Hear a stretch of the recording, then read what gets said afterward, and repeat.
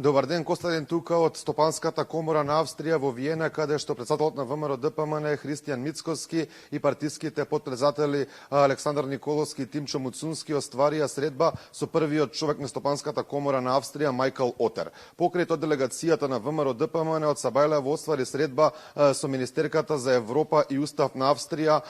Каролина Едштадлер, а во текот на попладнево е предвидено средба да отстварат и со министерот за надворешни работи на Австрија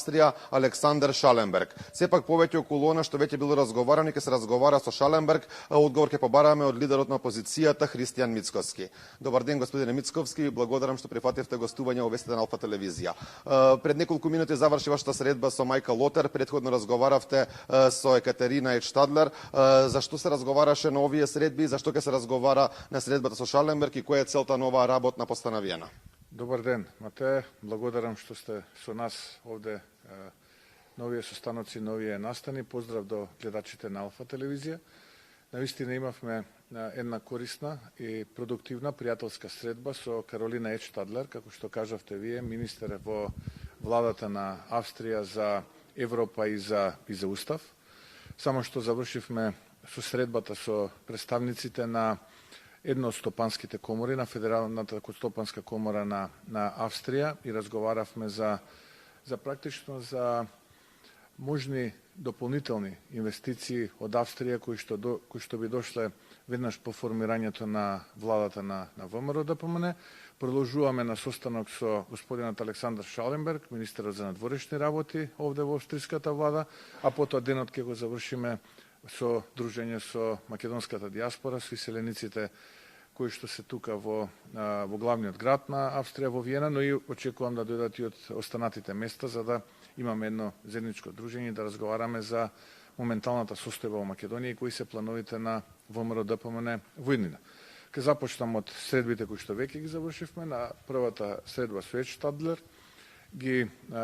објаснивме позициите на ВМРО ДПМН, кои што се однесуваат на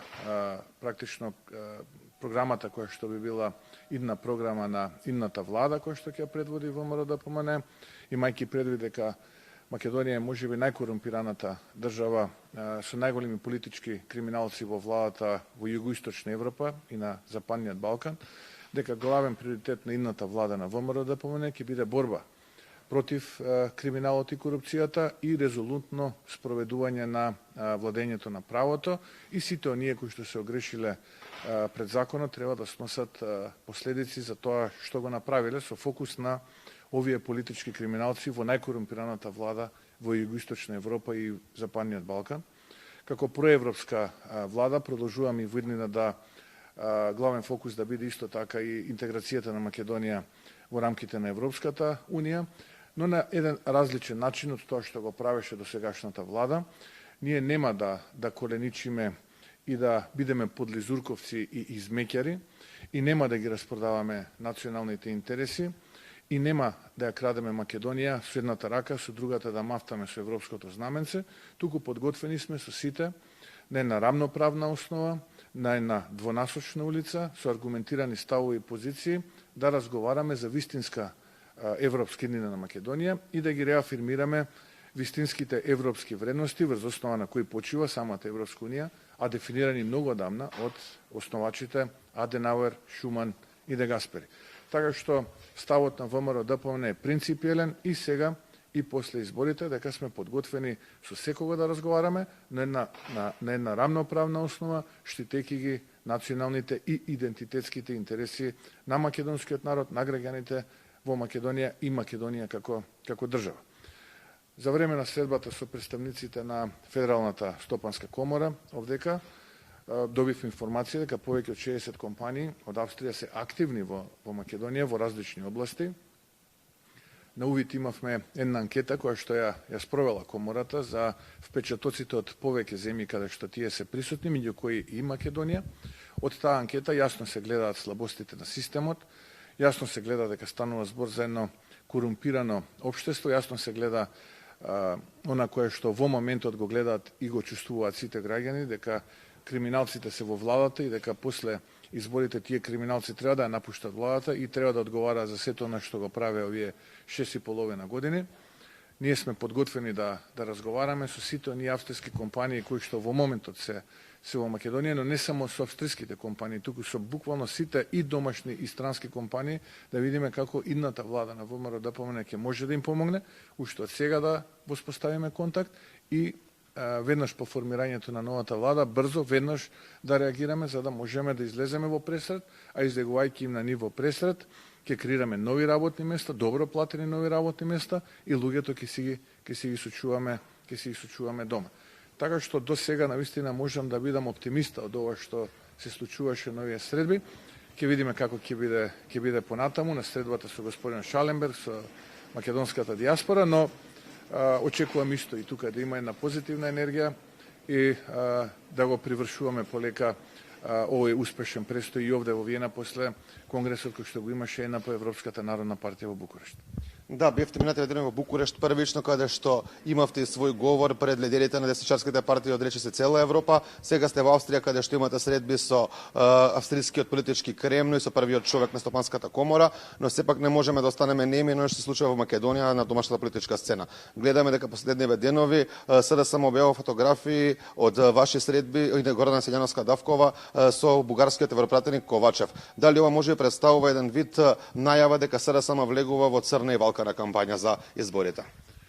Па видите,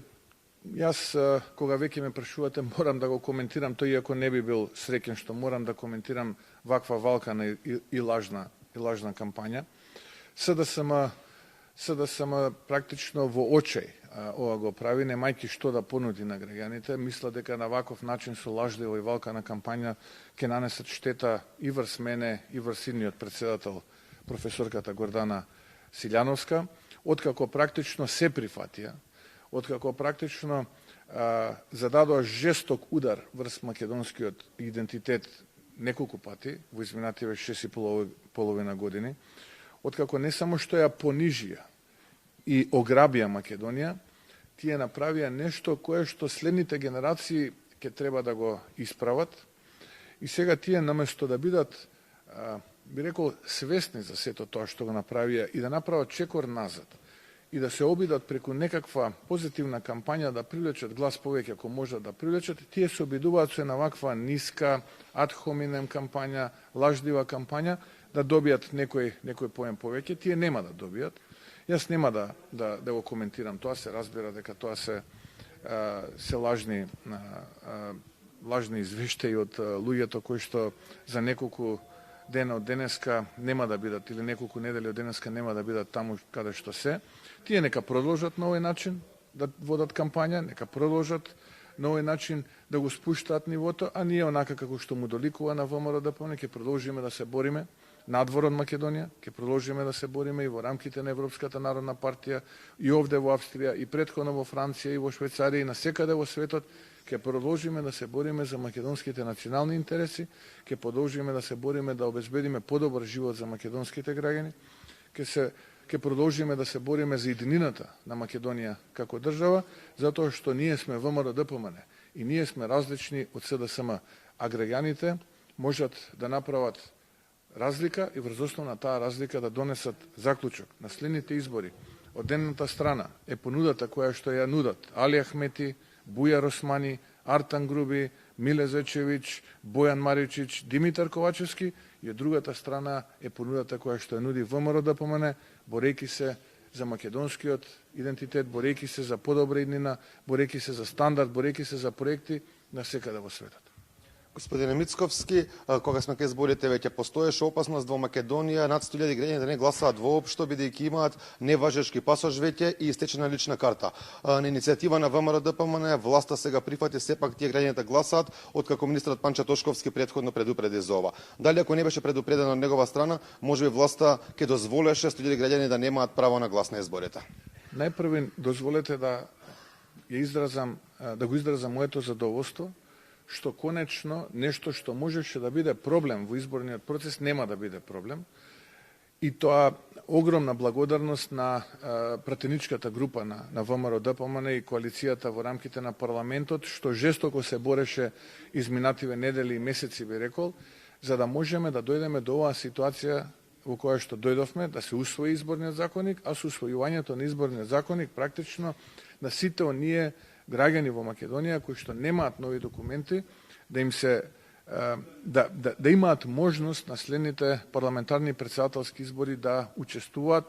Впрочем, тоа е и основното уставно право, дека секој граѓанин на Македонија, секој некој што е државјанин на Македонија, има уставно загарантирано право да учествува во изборен процес. Огромна честитка и благодарност до пратеничката група на ВМРО ДПМН и коалицијата и сега сите оние 100.000 граѓани за кои што министерот Тошковски претходно предупреди, сега ќе можат слободно да излезат на избори и на еден слободен начин да изразат својата волја. Нема да зборувам за обструкциите кои што се случуваа за време на тие преговори од страна на коалицијата СДСМ и ДУИ. Тоа ќе го оставам во некои други времења, а сега да гледаме позитивно на сето ова, да се бориме за Македонија секаде каде што можеме, нив да ги оставиме во нивната темна, мрачна, црна ad hominem кампања, а ние да направиме нешто што можеме повеќе само за да Македонија може да има една светла иднина, предвидлива иднина и перспектива за младите луѓе. Ви благодарам, господин Мицковски, за гостување во вестите на Алфа телевизија. Тоа беше разговорот со лидерот на опозицијата Христијан Мицковски тука во Виена. Инаку, како што каже самиот Мицковски, во текот на денот не го очекува средба со Александар Шаленберг, министерот за надворешни работи на Австрија, а потоа и тука со македонците кои живеат во Виена и во Австрија. Претходно, како што веќе кажавме, Христијан Мицковски беше во дводневна работна постоја на Букурешт, каде што беше дел од Конгресот на Европската народна партија, каде што имаше и свој говор пред сите лидери на партиите од европската десница. Костадин.